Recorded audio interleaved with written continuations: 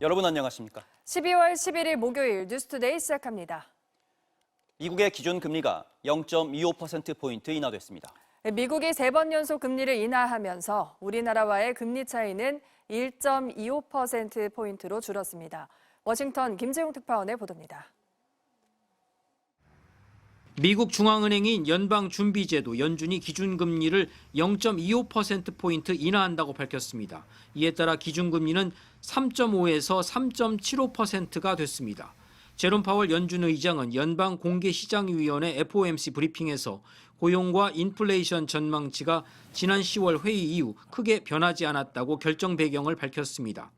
Conditions in the labor market appear to be gradually cooling, and inflation remains somewhat elevated. 고용과 인플레이션에 대한 위험 균형을 고려했다고도 설명했습니다. 이번 결정은 올해 들어 세 번째인 동시에 3연속 금리 인하입니다. 이에 따라 현재 2.5%인 한국 기준금리와의 격차는 상단 기준으로 1.25%포인트로 좁혀졌습니다.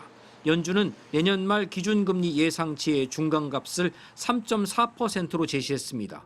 이를 고려하면 내년엔 한 차례의 0.25%포인트 인하가 예상됩니다. 파월 의장은 현재까지 발표된 지표를 보면 경제 활동이 완만한 속도로 확장되고 있다고 설명했습니다. Consumer spending appears to have remained solid, and business fixed investment has continued to expand. 또한 장기적으로 최대 고용률 달성과 2% 물가란 핵심 목표와 관련해 두 개 목표 모두 위험에 신경 쓰고 있으며 최근 몇 달간 고용에 대한 하방 위험이 증가한 것으로 판단한다고 밝혔습니다. 특히 인플레이션에 대해선 여전히 다소 높은 수준이라고 덧붙였습니다. 파월 의장은 또 경제 전망도 여전히 불확실성이 높은 수준이라며 내년 경제 성장률을 2.3%로 전망했습니다. 한편 회의 과정에선 금리 인하에 3명의 위원이 반대하는 등 내부 이견이 심했던 것으로 전해졌습니다.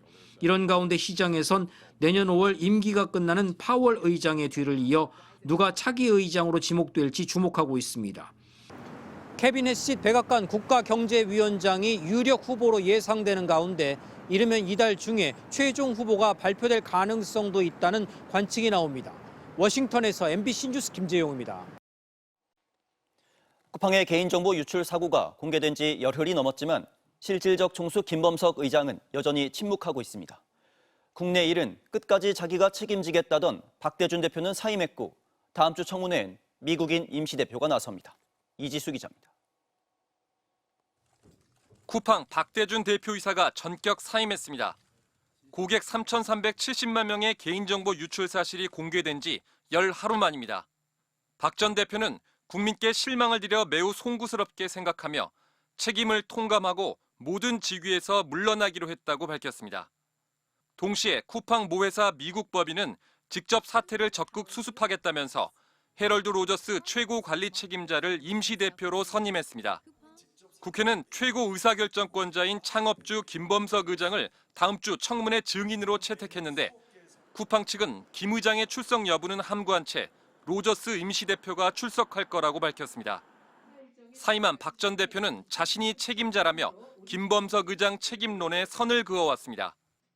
제가 한국 법인의 대표로서 끝까지 책임을 지고 사태가 조기에 수습되도록 최선의 노력을 다하겠습니다.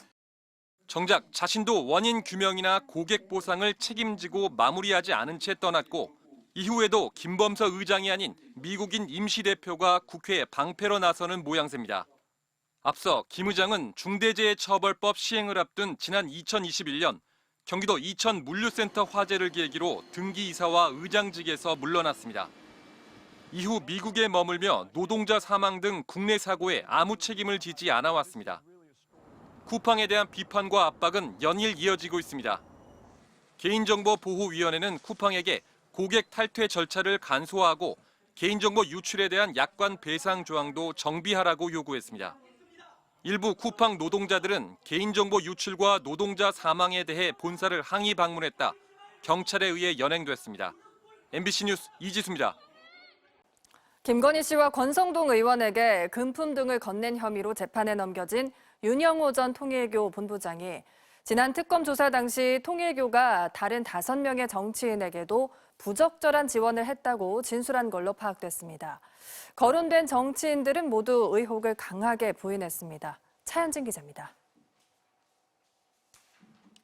윤석열 전 대통령의 부인 김건희 씨 측과 친윤 권성동 의원에게 교단 현안을 청탁하며 금품을 전달한 혐의로 재판에 넘겨진 윤영호 전 통일교 세계본부장.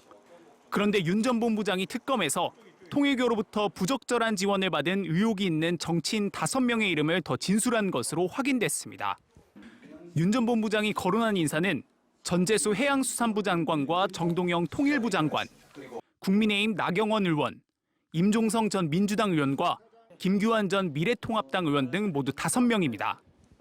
이들 중 일부는 통일교 본산 천정궁에서 한학자 총재와도 만난 적이 있는 것으로 알려졌습니다.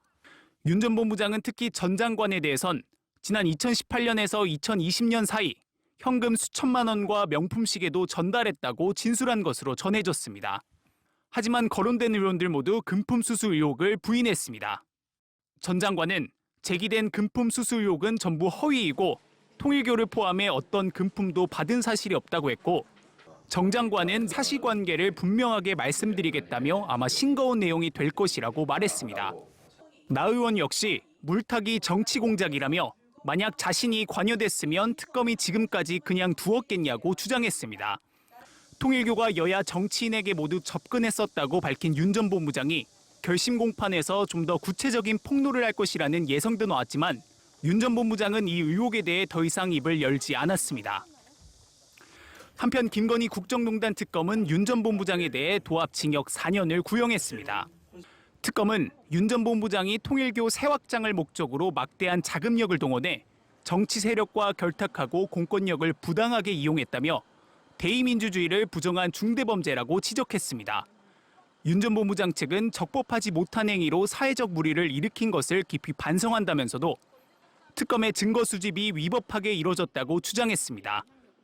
윤 전 본부장에 대한 판결은 다음 달 28일 내려집니다. MBC 뉴스 차현진입니다. 오늘부터 12월 임시국회가 시작됩니다. 민주당은 사법개혁 법안과 민생 법안들을 연내 처리하겠다는 계획인데요. 국민의힘이 이른바 8대 악법 상정을 포기하지 않으면 비쟁점 법안까지도 모두 필리버스터를 하겠다고 선언하면서 여야 간 극한 대치가 전망됩니다. 이재욱 기자입니다. 2025년 정기국회 마지막 본회의, 필리버스터 의제를 두고 여야 간 대치가 벌어졌습니다. 삼권 분립을 파괴하는 입법 내란 세력이라고 말씀드립니다. 차례 당부에도 불구하고 계속하여 의제와 관련 없는 발언을 하고 계십니다. 당초 9일 본회의에서는 여야 이견이 크지 않은 59개 법안이 처리될 계획이었습니다. 하지만 가장 먼저 올린 가맹사업법 개정안부터 여야가 충돌했고 결국 한 건도 본회의를 통과하지 못한 채 정기국회가 마무리됐습니다. 그리고 오늘 12월 임시국회가 시작됩니다. 민주당은 민생 법안을 포함해 내란 전담 재판부 설치 등 이른바 사법개혁 법안들을 최대한 연내 처리하겠다는 방침입니다.